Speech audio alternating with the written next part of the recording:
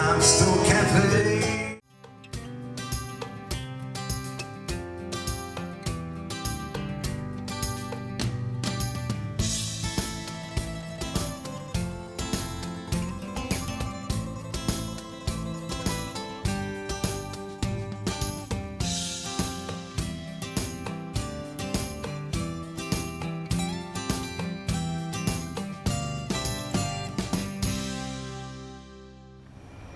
Merba fil-programm Maltese DownUnder jiena Marlene Scicluna insellmilkom u nirringrazzjakom li qed terġgħu tingħaqdu magħna għal dan il-programm bi produzzjoni kollha kemm mill-belt ta' Melbourne. Il-pjaċir tagħna huwa li ta' kull ġimgħa inwasslulkom 3 intervisti li jservu ta' ispirazzjoni għalina l-koll. U infatti, il-programm tal-lum mhux ser ikun binqas. Illum ser nlaqgħukom ma' artista tal-foħħar u ċeramika, ma' kuratur ta' mużew u espert fir-restawr ta' karozzi klassiċi u ma' intraprenditriċi. L-ewwel intervista ser toħodna fl-istudio ta' Sarah Schembri, artista tal-foħħar u ċeramika. Well, I first started probably about 15 years ago. I was looking for a bit of a stress release from my IT job at the time that I'd been doing for about 15 years. And so I thought, why not take on a part-time hobby, which I did, and I loved it. I've never looked back, and I've been doing it for 15 years. It's a totally different world to what you had before. Yeah, totally. Now, you were born in Melbourne, but you were brought up in rural Victoria. Correct. Would you say that is an inspiration in your work? Absolutely. I spent the first 20 years of my life growing up on a farm. It was only a couple of years ago that I realised how much that influenced my work, growing up on the farm. Yeah. It was really, we went through a lot of drought. When I was younger, I still remember, we have beef cattle, we have cropping, and so that kind of everyday life growing up on the farm was big influence in what I create, as you can see from my colours, my work. Yeah, and also my travels too. I've been to Broome a lot, and which is one of my favourite places to unwind. And that's where the redness comes out from. Correct. As well, yeah? Yeah, I really love Broome. It's one of my favourite places. So a lot of inspiration comes from there. So you would say the environment actually reflects in the colours that you use? Absolutely, yes. And so it's not just my farming background or my childhood years. It's also just everyday things, everyday environment, the trees, the beach is a bit of an influence. Obviously, I live right near the beach. Listening to a song, going out with a friend, for dinner, conversing over a beautiful meal. A lot of those influences, and my travels, obviously. I've travelled a lot, but not to Malta yet. Not to Malta yet? Not to Malta yet. Would you think that going to Malta would influence, because Malta is all sandstone and the blue, obviously, of the water. How would you think that would influence in your work? Absolutely. I think that just the beautiful architecture, there's so much history that we just don't have here in Australia.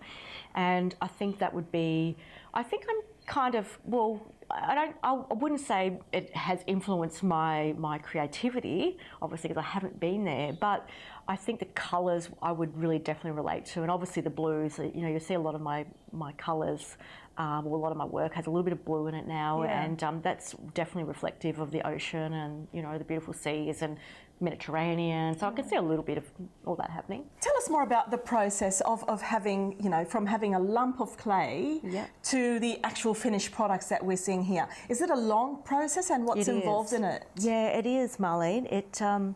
There is definitely a long process. It's not just a matter of, getting a lump of clay and making something and, wham, and in one day it happens. It takes a number of weeks before things are actually realised. I do a lot of my work on the pottery wheel, which is great, and so a lot of my dinnerware and tableware, obviously, that goes into restaurants and that sort of thing, is done on the wheel. But I also do a lot of hand-formed pieces as well, and they take a long time. The larger the piece, the longer it takes because of the drying. And so if you rush things, and if you rush the process, things dry too quickly and things crack, and then you've got to start all over again. So there is it's a long process with the handmade. You mentioned tableware in restaurants. Actually, it's gotten to be quite trendy to have ceramics as part of the tableware in restaurants. And you actually do have a lot of your tableware actually out in restaurants. Tell us more about that. And why? Why has it become so trendy? I think over the years we've moved from this white tableware, which is still really beautiful, which is mass produced though. If everything looked completely perfect at a restaurant. So next time you go to a restaurant and you see everything completely perfect, you can see that it's actually come out of a mould or a press mould. There's no character sort of. No, that's right. And it's all quite uniform. But for me, what I really love is something really unique. And I think it speaks to the food. So the food and the ceramics, they play a really important part in, you know, emphasising the beautiful food and just bringing the food to life. So yeah, I do. I've worked with a lot of chefs. I'm currently working with a really lovely chef in Mount Martha at the moment. And we're collaborating and doing some really bespoke tableware for his restaurant. Right. It's really lovely. But yeah, my work has been featured in so many different magazines. Better Homes and Gardens, Nourish, Donna Hay magazine. Oh, there's so many and I'm going to forget. But I've worked with a lot of chefs, Cara Martini, George Calambaris. How is it working with the different chefs? Like, do you take on their personality as well and put it into your work? Yeah, I do. It's actually quite an involved process. So a lot of the time I'll sit down with the chef. We will actually talk about we will look at if they're doing a refurbishment in the restaurant. We will look at the interiors. We'll look at the interior colour, the actual tables, what the table's actually made of, how many seats. Like, it's very involved. So I actually don't just design the work. Well, I do design the work and design the pieces, but often I will have a look at the menu and I'll create something very special to that menu. Around that. Yeah, and I'll work very closely with the chef. And so we'll do multiple samples and then I'll go back and we'll go, this works, this doesn't work. So everything has to work in conjunction with each other. So it's really putting your soul into it, isn't Absolutely. it? And it comes out like when you actually touch, you know, stoneware, you can feel it's very just, organic, right? It is. Yeah, it is. really, It's got really organic. Such a beautiful feel to it. I have been finding that, particularly in the last few years, that chefs are moving towards handmade and they're actually approaching a lot of artists like myself. So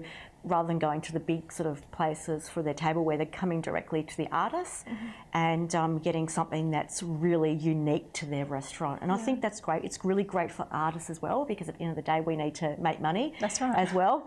And it's a very, it's not an easy way to make money, but it's the best and it's the most enjoyable experience. I do not one day regret giving up my corporate career to do this.